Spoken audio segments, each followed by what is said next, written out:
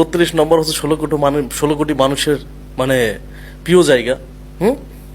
যা 32 নম্বর ঠেকা, 16 জন মানুষের পাঠা, 32 নম্বরে 32 জন যা। হ্যাঁ,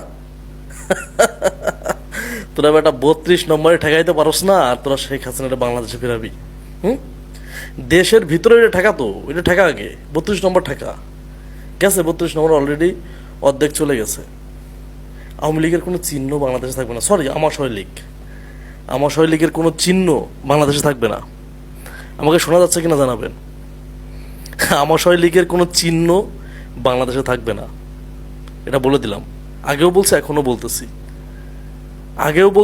বলতেছি, আমাশয় লীগের কোনো চিহ্ন থাকবে না। আমাশয় লীগ অলরেডি গেছে, চলে গেছে। তাহলে না কি অবস্থা 32 নম্বরে? শেখ হাসিনা মনে করছিল যে 6 মাসে বাংলাদেশের মানুষ ওই সব কিছু ভুলে গেছে।